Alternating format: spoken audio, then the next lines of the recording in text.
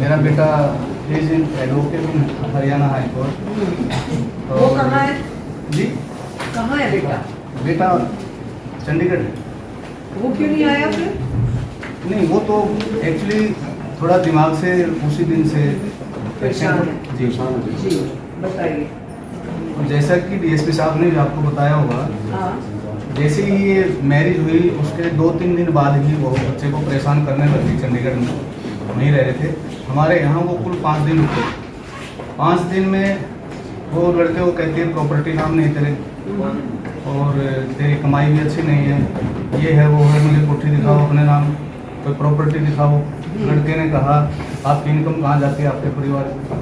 लड़के ने कहा मेरे बाप को पूछो आपकी तनख्वाह कहाँ जाती है, जबकि लीगली तो हमारे को आनी चाहिए। वो अपने बाप को देती रही। 2 महीने 13-14 दिन में उनका आपस में डिस्प्यूट हो गया। लड़की कहने लगी आपकी अपनी हमारे को प्रॉपर्टी नाम कराओ, लड़के को परेशान करने लगी। कुछ दिन बाद चली गई अपने मायके पंचायत हुई, पंचायत करके उन्होंने हमारे साथ भेज दिया। तीसरे दिन शाम को 8 बजे घर से सारे गहने, हम तो घूमने चले गए पार्क की तरफ, सारे गहने कम से कम 60-70 लाख रुपए के गहने ले करके। अब घर पे रखते हो 60-70 लाख के गहने? जी क्यों नहीं, अभी न्यूली मैरिड थी तो रखे ही थे घर पे। हमने जब इकलौता बेटा था 62 तोले सोना डाला था, देख लो। तो वो लेकर के सारे चली गई। हमने फ़ोन किया, घर पे आके देखा तो कुछ कोई नहीं था। वो कहने लगी मैं तो नरेला पहुंच गई हूँ ट्रेन से, और मेरे मायके वालों से बात करो। उनके मायके वालों से बात करी, किसी ने फ़ोन नहीं उठाया। 4 दिन बाद यहाँ से मैं पंचायत लेकर के गया, उन्हें आना तब तक आपने देख लिया कि वो गहने नहीं है? हाँ हमने देख लिए थे ना। जब वो नहीं मिली तो शक हुआ ना।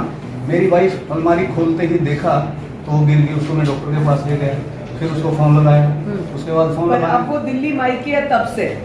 नहीं, वो तो अपनी ड्यूटी कर रही है, चंडीगढ़ ड्यूटी कर रही हो। अच्छा, तो उसने केस को फिर दिल्ली कर दिया? हाँ उसने नहीं, वो केस करने की बात मैं बता रहा हूँ। जैसे ही हमने पंचायत की वहाँ कम से कम 4-5 बार हमारे को टरकाते रहे, हमारा टाइम ज़ाया कर दिया, न हम पुलिस को इन्फॉर्म कर सके। और एक रेपुटेड छोटी सी रेपुटेशन हमारी समाज में, कुल 3 रुपये में लड़की को ब्याह करके लाया था। मैं दौड़ी के बिल्कुल खिलाफ था, मैंने कुल 3 रुपये में शादी की। उन्होंने फिर भी हमारे से 4 लाख रुपये उसके ले लिए गार्डन के, कि जी मेरा कन्यादान आ जाएगा, ये है वो। कोई बात नहीं, चलो चला गया।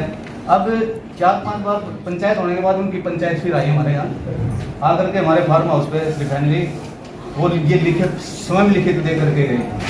उन्होंने एडमिट किया कि हमारे पास गहने गए हुए हैं, हमारे से गलती हुई है, और हम अब ये रिश्ता सर्वाइव नहीं कर सकता, हम कोर्ट में जा करके मुकदमा डाल देंगे 13 बीघा, और हमारा आपका नहीं बनेगा। और ये लिख के दे गए। उन्होंने अपनी हैंड राइटिंग से लिखा है, उन्हीं के पंचायती हैं, हमारे भी पंचायत, उनके सिग्नेचर। तो उन्होंने जा करके मुकदमा ना डाल के 13 बीघा, हमने कहा हम आ जाएंगे भाई। वो कहने लगे ठीक है हम द्वारका में 3-4 महीने फिर हो दिया, और 498 एक हफ्ते डाल दी।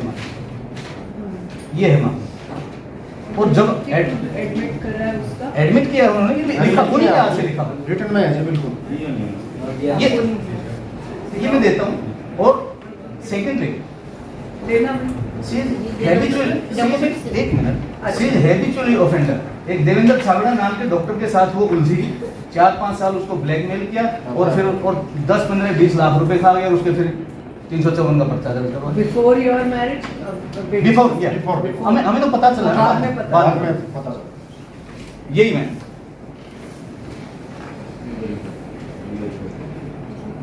एक बार रीवेरीफाई करो, नहीं तो ट्रैपिंग में देखो अगर गलत है ना।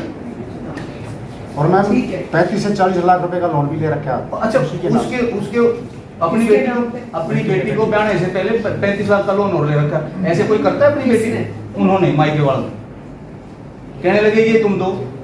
35 लाख का लोन किसके नाम पे? संजना के बाप ने अपनी बेटी के नाम लोन ले रखा था। जैसे हमारे समाज में बताते हैं ना भाई, कोई लड़की बाहर मुक्त होनी चाहिए, वो बाहर शुदा भेज रखा था, उसके नाम पे लोन था, और वो आपकी बहू बना दी है? हाँ जी। ऐसा आप बोल रहे? जी जी। तो अब लोन वाले तो आपकी संजना का ही सिर खाएंगे। हाँ, तो आपको क्या टेंशन है? नहीं वो तो हमारा कोई टेंशन नहीं है, लेकिन हमारा तो ये उनको बुला करके कम से कम बिठाएं, उन्होंने एडमिट कर रखा है। ठीक है अंजू, इस केस में एक बार पूरा उसका बैकग्राउंड और वो सारा चेक करा के इनको एक डेट दो और लड़की खुद हाजिर हो, तो चाहे कहे कि इधर है उसका, हाजिर हो।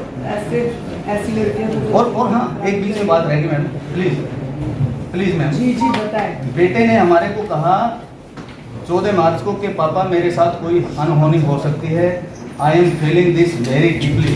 तो हमने उसको कहा बेटे अभी रात को ही आ जाओ, वो रात को ही आ गए। आजकल ये जो मारा मारी चल रही है, लड़कियां मरवा देती हैं, मेरे को तो ये भी डर था। कल रात को ही आ गया? नहीं उसी टाइम उसी टाइम हाँ इसमें गलती कहाँ मांगे? इसमें ये लिखा है, सर, गलती नहीं माननी है तो मैंने सामान आपस में ले देकर कोर्ट में अपनी अर्जी दायर लड़की तलाक ले। तो सामान वही तो है, सामान डीएसपी साहब। गहने मैंने ले हाँ, दे जी के जी वही है जी नहीं, सामान। आपकी और इस बात में बहुत फर्क होगा। नहीं, आप मैं- तो कह रहे हो वो ले चोरी करना मानना है, वो गलती होगी। बाबूजी, आप कह रहे थे बाबूजी। कि उन्होंने ये माना कि हम गहने ले जी, गए। जी बाबूजी, इस बात को दोनों तरफ से ले सकते हैं डीएसपी साहब। ले सकते हैं ना, हाँ, मान्य करें। तो हमने तो रियाड मिटाने के लिए हमने अपने बच्चे की शादी करनी, वो कहीं जाओ, तो हमने वो उन्होंने ये लिख दिया, हमने उसको भी मान लिया था। हम्म। चलिए ठीक है, ये वाला पॉइंट को पिकअप ले लेना आप, कि आपने ये गहनों की बात करी है कि गहने ले दे के कर लेंगे मिलके, इसके लिए कब बैठ रहे हो? और 1 साल खो दिया हमारा। वो application में ठीक है, कोई बात नहीं। रखी है, WhatsApp में। Thank you ma'am.